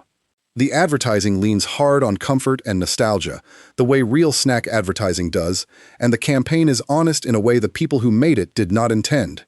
The flavor comes from a Rick, not a recipe named after him, not a mascot, an actual man. He is called Simple Rick, and he sits inside the factory hooked into a machine, held in a permanent loop of one memory. In that memory, he is spending time with his daughter Beth when she was small, on her birthday. The happiness that memory generates causes his brain to release a specific chemical, and the machine harvests that chemical and puts it into the wafers. Every piece of that arrangement is worth taking slowly. A version of Rick Sanchez chose, at some point, to give up multiversal travel and stay home with his family, and the Citadel found a way to monetize the result. The one Rick in the multiverse who got the ending every other Rick failed to get, the quiet life with the daughter, is being farmed for it. His contentment is the raw material. The rest of the city eats it in wafer form and calls it coming home. The factory floor around him runs on Ricks. Rows of them stand at an assembly line performing single repetitive tasks, and one of them, a Rick called J22, has the job of stamping the logo onto each wafer as it goes by. Every man on that line has the intelligence to design the entire factory, and every man on that line is instead pressing a stamp onto a cookie for a wage. A supervisor Rick stands above them on a platform and yells. Promotion day arrives, and J22 does not get it. The job goes to a different Rick, one who is a little cooler, a little more charming, no more qualified in any measurable way, because there is no measurable way. That is the trap of the entire Citadel economy expressed in a single workplace decision. When everybody is equally capable, advancement cannot be earned, so it goes to whoever is liked, and being liked in a city of identical men comes down to nothing at all. Every worker on that floor understood what the promotion proved, which is that there is no ladder in this building, only a lottery that management runs and calls a career. J22 breaks. He destroys his machine, kills his supervisor, fights his way into the flavor core at the center of the factory, and takes Simple Rick hostage. His demand is a portal gun, which is the only demand a Rick would ever make, because a portal gun is the difference between being trapped in a life and being able to walk out of one. While he is in there, he shouts that the whole society is built on crushing individuality, and he calls himself the Rickest Rick, which is the same claim Rick C-137 makes about himself. The man on the assembly line and the man who beat the council are running the same script. A SWAT team of Ricks arrives and tries to end it with a trick. They hand him a portal gun that has been sabotaged, he tries to use it to send Simple Rick home, and the portal opens onto a dimension that kills him instantly. The hostage dies because the police handed the hostage taker a rigged weapon, and nobody in the building treats that as a scandal, because the hostage was inventory. Then, the owner of the factory walks in. His name is Rick D. Sanchez III, and he is one of the wealthiest men in the city. He calls off the SWAT team, tells J22 that he admires his courage, and personally escorts him out of the building past a floor full of cheering co-workers. He puts him in a limousine. For about 90 seconds, the story looks like it is about to end with a worker winning. Then he tases him. The cheering stops, the limousine turns out to be part of the show, and the man who spent the afternoon screaming about individuality gets carried back inside and wired into the flavor core, in place of the hostage who died there an hour earlier. The promotion he wanted was never available. The only opening in that building was the chair. The advertisement that follows is the sharpest thing the show has ever done with an economic idea. The new product is called Simple Rick's Freedom Wafer Selects, and the flavor being sold is the feeling of shattering the grand illusion. The company took a man's rebellion, the single most defiant moment of his life, converted it into a chemical, and put it in a cookie marketed as the taste of freedom. Nothing about the rebellion is being suppressed. It is being packaged. The commercials selling all of this are narrated in the warm, confident voice used for every family snack ad ever made. And the copy is technically accurate the entire time. It says the company captured a feeling and keeps giving it back to the man producing it so he can give it right back to the customer. That is a plain description of a loop of forced labor, delivered in the tone of a jingle. The audience inside the show hears comfort. The audience watching the show hears the confession. And the joke is that nothing had to be hidden, because a customer buying a cookie is not listening that closely to the words. That is the whole Citadel economy in one product line. The city does not need to stop a Rick from waking up and getting angry, because the anger is a renewable resource. As long as the ownership class controls the machinery, every feeling that could threaten the system becomes an input to it instead. The comfort of a father with his daughter sells one flavor. The rage of a factory worker sells the next. Above the factory sits the layer that owns everything. The Shadow Council of Ricks is a group of 9, each of them running a major business concern in the city, and Rick D. Sanchez III has a seat at that table. Another member controls the garment district. 2 of them are drawn to look unmistakably like real-world tech billionaires, which is the closest the show comes to pointing directly at the audience's own world. These are the men who actually decide what happens on the Citadel, and almost nobody in the city knows they exist. Their relationship to the public government is the relationship a landlord has with a building superintendent.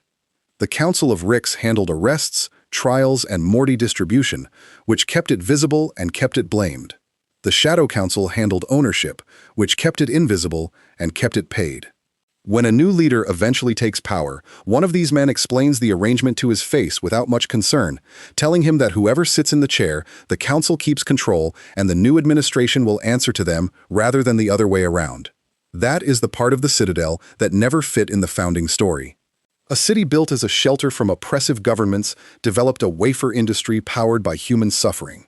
A garment district, a stock of billionaires, and a hidden board of directors who treat the elected leadership as staff. None of that came from the Federation or from outside enemies. It grew inside the walls, built by the same men who came there to be safe, and it grew because a society made entirely of people who believe they deserve to be at the top will always produce a top for a few of them to stand on.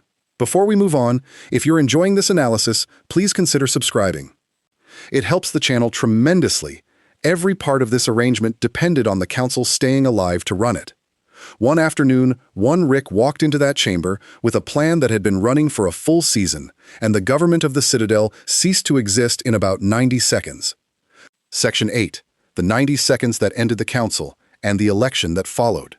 The episode that took the government apart aired on April 1, 2017, as the Season 3 premiere, written by Mike McMahon and directed by Juan Meza León. It opens with Rick sitting in a Galactic Federation prison, apparently beaten, with a Federation agent named Cornelius Daniel wired directly into his memories using a machine designed to pull the secret of the portal gun out of his head. Everything about the setup says this is a story about escaping a prison. It is actually a story about a man who arranged to be arrested. The Citadel's involvement began with a decision made in the council chamber. Word reached the council that Rick C-137 was in Federation custody, and the council responded by activating SEAL Team Rix with orders to kill him. The reasoning was the same reasoning that had governed every Citadel decision for years. A Rick inside a Federation interrogation room is a security hole. Close the hole. There was no discussion about rescue, no debate about whether killing a citizen was a step too far, because the answer to that question had been settled long before this particular Rick got caught. At the same time, Morty and Summer had gone looking for their grandfather and gotten themselves captured in the ruined dimension the family abandoned in an earlier season. Citadel militia rescued them, which sounds like good news, and immediately stops being good news, because the militia delivered them straight to the council. The two kids ended up in the chamber, in front of the bench, held as leverage against a man who had already killed the last group of Ricks that tried this. Rick's escape ran on body swapping. He tricked the Federation into lowering its guard, took over the mind of the agent interrogating him, and was standing in that agent's body when SEAL Team Rix arrived and shot the man they thought was their target. He jumped into one of the assassins, killed the rest, and walked out of the Federation prison wearing the uniform of the Citadel's own special forces. The most protected government body on the Citadel had just delivered a working infiltration kit to the one man they most wanted to keep out. The con that made all of it possible ran on storytelling. While the Federation agent was inside his memories looking for the formula, Rick fed him an entire origin story, a version of his past complete with a dead wife, a dead daughter, and the grief that drove him to invent portal travel. Then he told the Federation that he had made the whole thing up. The agent believed the retraction, dropped his guard, and lost his body a few seconds later. Years later, the show came back and confirmed that the fake backstory was true, which means the single most effective lie Rick ever told was the truth about himself, offered to an enemy who could not imagine that a man like this would hand over something real. He went straight to the teleportation control room, and the plan finally becomes visible. The Citadel is a mobile city with a dimensional drive capable of moving itself. Rick used those controls to teleport the entire Citadel into the exact same space as the Galactic Federation prison. Two enormous structures, two enormous populations, occupying the same coordinates at the same moment. The result was a massacre on both sides and a full-scale battle between the two organizations that had spent years hunting each other without ever managing to meet. Rick did not fight the Citadel. He aimed it. He picked up a city containing millions of versions of himself and used it as a projectile against a government he wanted destroyed, then let the survivors of both sides kill each other while he walked through the wreckage doing what he actually came to do. Countless Ricks and Mortys died in that collision, and none of them were the target. They were the ammunition. Inside the chaos, he reached the council chamber. The Council of Ricks, 6 men who had governed millions for years, spent their last moments in the room they built to look imposing. Rick shot the ones nearest him, where they sat, and electrocuted another. The one still standing tried to use Summer as a hostage, which was the wrong play against a man who had spent the entire season arranging exactly this outcome. Rick and Morty worked the situation together, saved her, and the standoff ended the way every standoff involving Rick C-137 ends. 90 seconds, and the government of the Citadel no longer existed. No successor named, no continuity plan, no emergency procedure. 6 men had held the entire structure in their hands, and a society that spent decades insisting on its own genius had never gotten around to writing down what happens if all 6 of them die in the same room on the same afternoon. Rick was not finished. The reason he had allowed himself to be captured in the first place was access, and with the prison in flames around him, he walked into the Federation mainframe and changed a single value. The Federation's entire economy ran on one currency, and Rick set its worth to 0. Money that had been worth something in the morning was worth nothing by the evening. The government collapsed on itself, the president took his own life, the ships pulled off Earth, and an empire that had occupied the planet for a season evaporated because one man edited a number. 2 governments died in the same afternoon, and only one of them was the enemy. The Federation was hunting him. The Citadel was supposedly his own people. He destroyed both with the same plan, and he did it because the Citadel had tried to have him killed, which was itself a decision made to protect the Citadel from the Federation. Every institution in that story acted rationally according to its own logic, and every institution ended the day as debris. For the Ricks and Mortys who survived, the immediate problem was that the city had lost its head and kept its body. The buildings were damaged but standing. The factories still had owners, the police still had a payroll, millions of residents woke up in a functioning city with no functioning government, which is the situation that produces either chaos or an opportunity, and on the Citadel, it produced both at once. The Shadow Council was untouched. 9 businessmen who had never appeared in a public chamber, never worn a robe, and never been on anybody's target list came through the collapse without a scratch, and their assets came through with them. The visible government had taken the hit while the actual power structure sat in a private room waiting for the noise to stop. That is not a coincidence of the plot.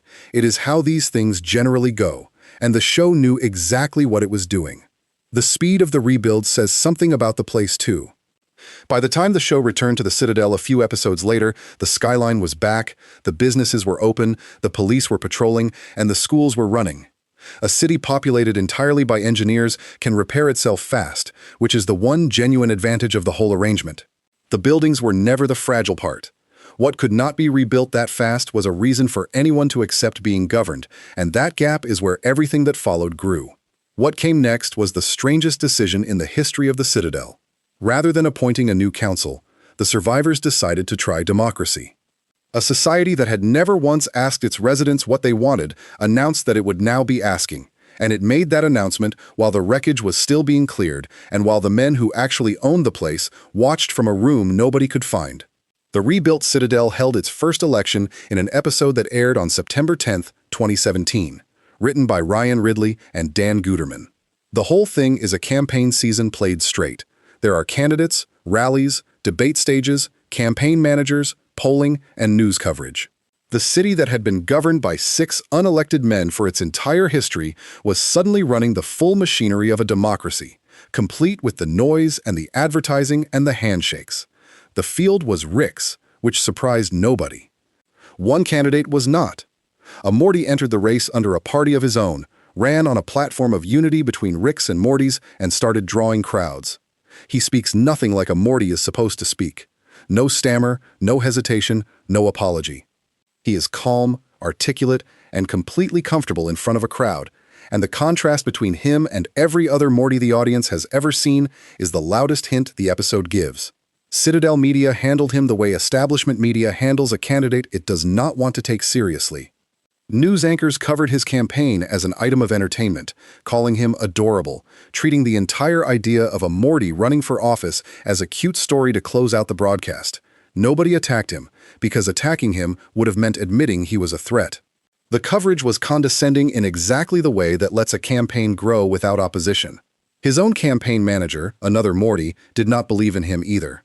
That manager spends the early part of the race exhausted and embarrassed, telling the candidate that the numbers are hopeless and it is time to drop out. The candidate tells him he feels good about the debate. The manager tells him he should be terrified. Then the debate happens, and the candidate takes the stage and dismantles the entire premise of Citadel society in front of a live audience by simply describing how Mortys are treated and asking why. The crowd turns. Ricks, who had never given a Morty a second thought, start listening. Mortys, who had never been addressed as citizens by anybody, hear a version of themselves standing on a stage, speaking without fear. The rally footage after that debate shows streets full of supporters, the same parades that filled Mortytown, and a race that had been a joke turned into a real contest. The candidate's first act after that debate was to fire the campaign manager who had doubted him, and this is where the machinery of the story starts to show. The fired manager, humiliated and adrift, gets approached by a Rick who introduces himself as an investigator and hands him a folder of files. Whatever is in that folder tells him who the candidate actually is. He shows up at the next rally with a gun and shoots him. The Rick who handed over that folder never gets explained. Somebody in that city did the work, followed the trail back through the murders and the eye patch and the refugee ships, and arrived at the correct answer before anybody else. What he did with it was hand it to a fired campaign staffer with a grudge, which produced an assassination attempt that turned a close race into a landslide of sympathy. Whatever he was trying to accomplish, he accomplished the exact opposite, and he is never seen again. The manager himself is one of the most quietly tragic figures in the series. He is a Morty who took a job in politics, which means he believed on some level that politics could work for a Morty. He was mocked for it, exhausted by it, fired for it, and then handed a folder that turned his disappointment into a weapon by somebody who never had to pull a trigger himself. He is not a villain, and he is not a hero. He is a man who was used twice, once by the candidate and once by whoever wanted the candidate shot. The candidate survives. He wins the election by a narrow margin, becoming the first democratically elected president in the history of the Citadel. And the assassination attempt does exactly what assassination attempts usually do for a campaign, which is turn a contest into a coronation.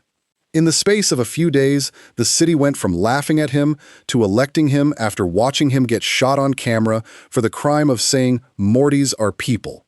2 Secret Service Ricks handle the aftermath. The audience watches them walk the campaign manager toward an airlock while they chat casually about the president's survival and the closeness of the vote, and then they put him out into space mid-conversation. It is the first execution of the new administration, and it happens during small talk, before the president has even finished settling into the office. Then comes the meeting that ends the episode.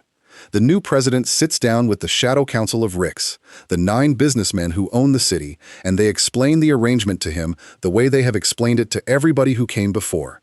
It does not matter who sits in the chair. The council holds control. The president answers to them, not the other way around.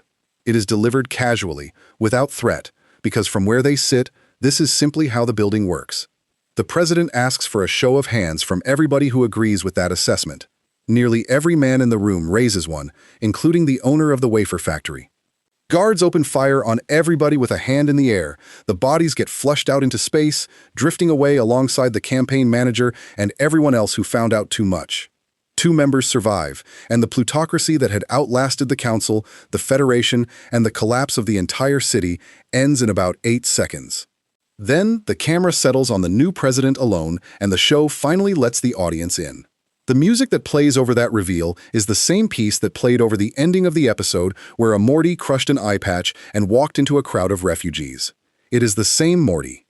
The child who orchestrated 27 murders, built a fortress out of tortured versions of himself, and then let the Citadel process him as a rescued victim, had spent the years since climbing the only ladder available to somebody in his position, and had just reached the top of it. The route he took is the cleverest part of the whole arc. He did not fight the Citadel. Fighting it had already been tried by the strongest Rick in the multiverse, and it had produced a smoking city that immediately rebuilt itself. Instead, he waited for the Citadel to invent a door and then walked through it. Democracy was the door. The moment the survivors decided that leadership should come from votes rather than from the bench, the government handed enormous power to whichever candidate could win over a population that had spent its entire history being ignored. And there were vastly more Mortys in that city than anybody in charge had ever bothered to count. Everything the Citadel believed about Mortys is what made this possible. The security services never watched Mortys because Mortys do not plan. The media never scrutinized a Morty candidate because a Morty candidate was a novelty. The Shadow Council never worried about a Morty president because a president was staff and staff can be managed. Every one of those judgments came from the same assumption, and the assumption had been load-bearing for so long that nobody remembered it was an assumption at all. Before we move on, if you're enjoying this analysis, please consider subscribing. It helps the channel tremendously. Winning the Citadel was never the point. 4 years of story later, the show finally explained what the city had actually been built to do, and the answer makes the council, the factories, and the schools look like the small stuff. Section 9, the central finite curve and the last day. The answer arrived in the Season 5 finale, which premiered on September 5, 2021, written by Jeff Loveness and Scott Martyr, and directed by Jacob Hare. Rick and Morty go back to the Citadel because the president invites them to dinner, and Rick is visibly uncomfortable the entire way in. He points out that the Citadel runs on canon, which is his way of saying that this place is where the story of his life gets decided, and he does not want to be standing in it any longer than necessary. The visit gives the audience its last tour of the city, and the tour includes the drains. Deformed Mortys crawl up out of the sewers, the manufacturing rejects nobody was supposed to see, and the sight of them is what convinces Rick that whatever is happening here is worse than the invitation suggested. A city can hide a lot behind a clean skyline. It cannot hide the fact that its failures are living under the street. The president takes them down to the dimensional drive, the engine that lets the Citadel move itself between realities, and finally explains the thing the show had been circling since its first season. There is a barrier around a portion of the multiverse. On one side of it sit all the infinite universes where Rick Sanchez is the smartest being alive. On the other side sit all the infinite universes where he is not. That barrier is called the central finite curve, and Ricks built it. The size of that idea takes a moment to land. The multiverse contains every possible version of everything, which necessarily includes an enormous number of realities where Rick is ordinary, or slow, or unremarkable, or simply outclassed by somebody else in the room. The Ricks who founded all of this walled those realities off. They did not conquer them or destroy them. They drew a line around the section of infinity where their own supremacy was guaranteed and made travel across that line impossible. Every portal gun in the series has been operating inside that fence the entire time. Every dimension Rick has ever visited, every adventure, every alternate Earth, has come from the curated slice where he is the smartest man present. The show's central joke, that Rick is always the most capable person in any room in any universe, turns out to be a result rather than a fact. He is not the smartest man in the multiverse. He is the smartest man inside a garden somebody built for him. Rick's discomfort on the walk-in reads differently once the explanation lands. He was not nervous about the president or about being recognized. He was standing inside the building that decides what his life is allowed to be, and he knew it.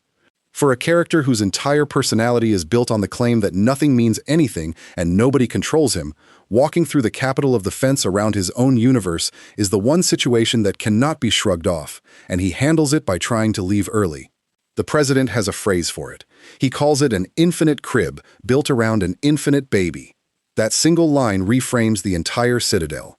The city was never primarily a shelter from the Federation, and it was never primarily a bunker against one murderous Rick. It was the administrative capital of a curated multiverse, the place where the fence gets maintained, the population gets supplied, and the story stays inside the boundaries where it always comes out the same way. Everything else in the city follows from that job description.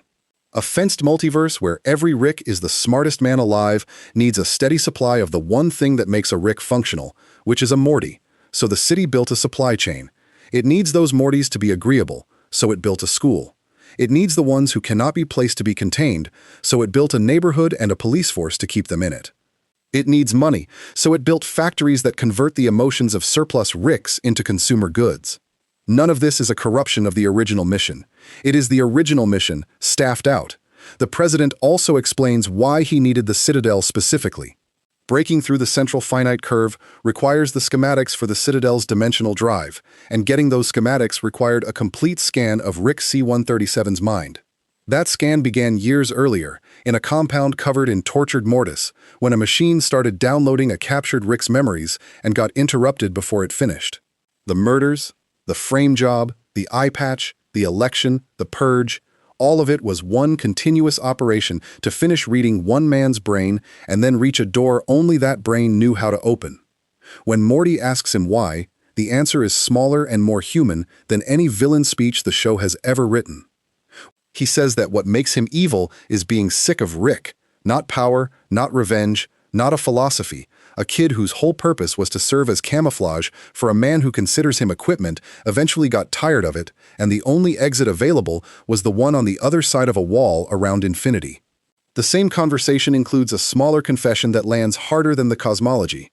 Morty learns that his own Rick only came back into his life because a pair of crows he had been living with dumped him, not because he missed his grandson, because he had nowhere else to be.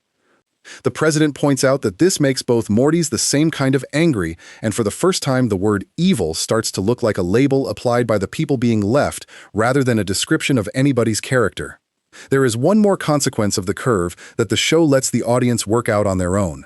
If every Rick inside the fence is the smartest man in his universe, then every Rick inside the fence is also a man who was never seriously challenged by anyone. No mentor, no peer, no rival. No one who could tell him he was wrong and make it stick. The Citadel produced millions of men with identical talents and identical certainty because it selected for exactly that, and then it acted surprised when the resulting society turned out to be cruel, stagnant, and incapable of governing itself without a bench of 6 men and a machine that scrambles minds. This also quietly rewrites a running joke the series had been telling since the beginning. Whenever the show needed a laugh about the size of the multiverse, it would point out that everything exists somewhere, that there are infinite realities and therefore infinite versions of every outcome. That gag always landed as a statement about how meaningless any single life is. What the curve reveals is that the version of infinity the audience had been shown was edited. The endless realities in this show are not a random sample of everything possible. They are a filtered set, chosen by a committee, and the filter has one criterion. The founding story the Citadel told about itself was that it existed for protection. What the curve reveals is that protection was the smaller half of the job. The city was there to keep the outside out and to keep the inside comfortable. And the comfort being protected was the belief that a Rick is the smartest thing there is. The Federation was a nuisance. The wall was the product. Every Rick in that city had access to this information, or could have worked it out. They are all the same man. The knowledge that their supremacy was arranged rather than earned was sitting in plain sight inside their own engineering, and millions of them chose not to look at it because looking at it would have meant admitting that the one thing they were sure about was a decision somebody made on their behalf. Explaining all of that was the last thing the president needed the city for. He had the schematics, he had the drive, and he had an audience of 2 standing in front of him who could not stop any of it. What happened over the following few minutes was the most efficient act of destruction anyone in the series has ever pulled off, and almost none of it involved a weapon. The destruction of the Citadel did not start with an explosion, it started with plumbing. Portal fluid, the green liquid that powers every portal gun and runs through the city's infrastructure, began flooding the building from below while the president activated the dimensional drive and started tearing open the wall around the multiverse. Then he hacked the portal guns. Every device in the city, in the hands of millions of Ricks who had spent their entire lives believing that a portal gun means a way out is always available, was quietly rerouted. The guns still worked. They still opened portals. The portals simply led somewhere lethal. A Rick in a panic would grab the one tool that had never failed him, punch in an escape, step through it, and die on the other side, and the next Rick behind him would watch it happen and do the same thing anyway, because there was no other plan. For the Ricks who thought a step ahead, there was a backup, and the backup was worse. Operation Phoenix is a Citadel system that automatically uploads a Rick's mind into a fresh clone body the moment he dies. It is the ultimate insurance policy, and it is why so many Ricks treat their own survival as a formality. That system had also been compromised. Every consciousness routed through Operation Phoenix during the collapse arrived in the cloning vats and was dumped straight into a grinder, and the resulting biological material was used as fuel for the drive that was cutting through the curve. The device breaking the wall around infinity was being powered by the blended remains of the people trying to escape the building.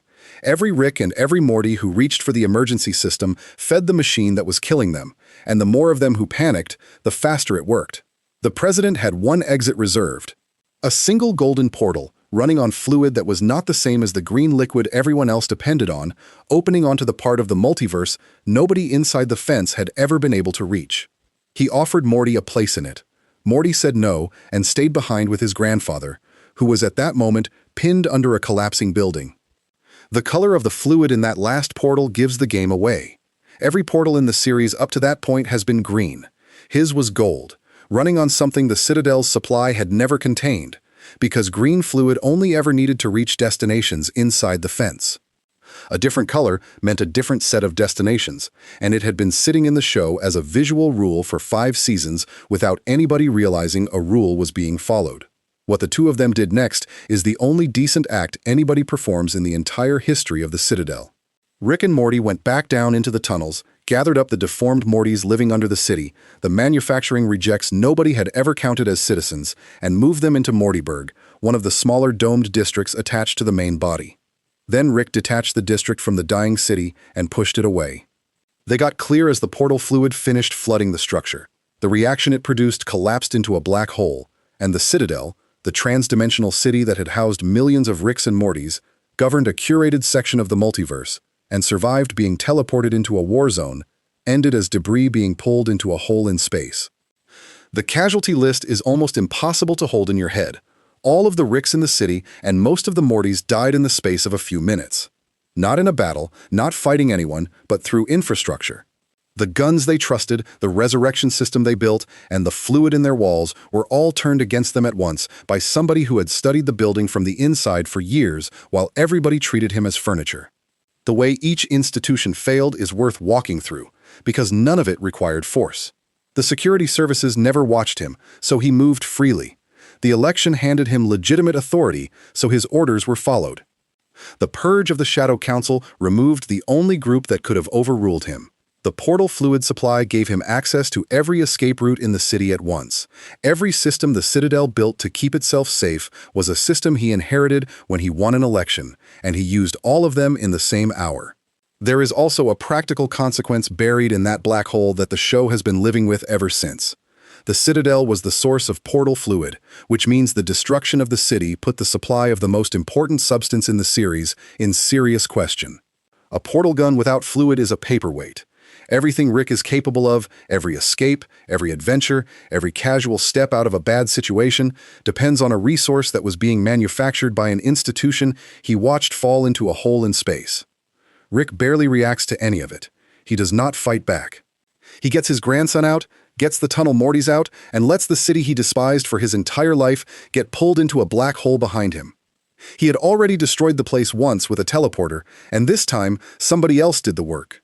Whatever the Citadel meant to him, it never once looked like a home worth defending. Whatever happened to the Mortys they saved is left open, and the show is right to leave it there. Those were the ones the city grew wrong, kept underground, and never counted, and the last thing anybody sees of them is a crowd being moved toward a door by two people who had no plan for what came after. It is not a rescue with a destination attached.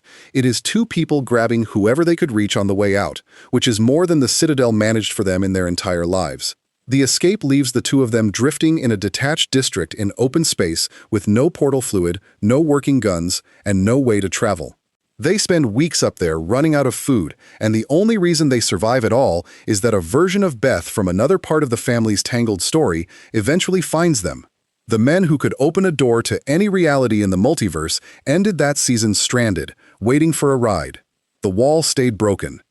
The president went through his golden portal and out into the actual infinite multiverse, the part that had been fenced off from Rick's since before the show began, where a Rick is not automatically the smartest person in the room and never was. He got the one thing the Citadel existed to prevent, which was a place where Rick Sanchez does not matter. That outcome costs the man who lost the city more than it first appears. For 5 seasons, the show ran on a guarantee, which is that whatever room Rick walks into, he is the most capable person standing in it. That guarantee was a feature of the fence, not a feature of him, and the fence is now open. Somewhere on the other side of it are versions of every situation he has ever handled easily, populated by people who can outthink him. The series spent years letting him treat consequences as something that happens to other people, and the wall coming down is the first development in the whole run that he cannot portal away from. And that should have been the end of it. A city built to protect an illusion, destroyed by a child who was manufactured to maintain that illusion, with the survivors scattered across a multiverse that no longer had a capital. The story had a clean ending, and the show did not take it, because the one thing the Citadel had always been good at was coming back. Before we move on, if you're enjoying this analysis, please consider subscribing. It helps the channel tremendously. 3 seasons later, a Rick collecting scrap from the wreckage noticed something moving in the ruins. Somebody down there had started building again, and the second Citadel skipped the pretense of a government entirely. Section 10. The Ruins and the Citadel that Grew Back. The wreckage did not stay empty for long, and the reason involves a piece of housekeeping from a later season. When the portal network got reset, every Rick and Morty in the multiverse was returned to their original home reality automatically. That worked fine for anyone who had one. It did not work at all for the Ricks and Mortys the Citadel had grown in tanks, because a clone has no original reality to be sent back to. The system had to put them somewhere, so it put them in the only place they were ever from, which was the corpse of the city that made them. The main Rick and Morty got caught in the same reset, and the show made a point of it. The portal that was supposed to take them home dropped them into the ruins with no working equipment, which meant the two characters who spend the series treating travel as a solved problem had to sit in the wreckage of the Citadel and work out how to leave. The city they had walked away from twice became the place they were stuck. That is how the ruins became a settlement. Thousands of manufactured Ricks and Mortys were dumped into the wreckage of the building where they were assembled, with no homes waiting anywhere, no government, no supply chain, and no way off. They spread out across the debris field and started over with scrap. A city that spent its whole existence producing disposable people ended up as a refugee camp for the people it produced. Season 8 went back to look at what came of that, in an episode that aired on June 8, 2025. It opens with Rick and Morty collecting salvage out of the wreckage, and the framing does a lot of quiet work. They are picking through the remains of the city where millions of versions of themselves died a few seasons earlier, and Morty is bored out of his mind, fiddling with a toy. Nobody is grieving, nobody mentions the death toll. The largest catastrophe in the show's history has become a place to go looking for spare parts, which is exactly what happens to catastrophes when the people who survived them were never taught to count the dead. Then the episode leaves them behind entirely and follows somebody else, which is the same trick the show used the last time it wanted to show the Citadel honestly. The somebody else is a Rick living alone on a homestead in the wasteland. He grows corn, he keeps livestock. He drives a truck into town for supplies, and he owns a collection of Tori Amos records that the other Ricks in the area consider hilarious. He is quiet, competent, and completely uninterested in being anybody's version of Rick Sanchez, and for the first act of the episode, he looks like a man who has successfully walked away. The town he drives into is a Morty settlement, run by Mortys, built out of the same wreckage. There is a shop counter, a shopkeeper, and a doctor. It is a functioning little community made by people who were manufactured to be accessories and who, given nothing but rubble and no Ricks in charge, built a place to live. It lasts about 4 minutes of screen time. That settlement is the strongest evidence the series ever produced against the story the Citadel told about Mortys. Left with no Ricks, no assignments, no school, and no supervision, in a junkyard with nothing to build from, a population of supposedly helpless components organized a town with a shop, a clinic, and a functioning trade. Nobody had to teach them. The thing the Citadel spent its entire existence insisting was impossible happened on its own, within a few years of the city dying, in the rubble, without anybody in charge. Ricks arrive and start taking Mortis. Not arresting them, not recruiting them, taking them, loading them up and hauling them off. Because there is a market again. The homesteader tries to leave without getting involved and gets shot for it. The raiders drive away with a truckload of people, and the episode follows them to their destination, which is a new citadel under construction on a nearby planet. The man in charge is a Rick called Boss Hog Rick, and his background is the ugliest joke in the episode. He is a clone, grown on the old Citadel to serve as the mascot of a themed restaurant. A costume character. That Rick survived, ended up in the wasteland with everyone else, and has now positioned himself as the leader of the rebuilding effort, running crews and paying his suppliers in portal fluid. Portal fluid is the currency in the ruins.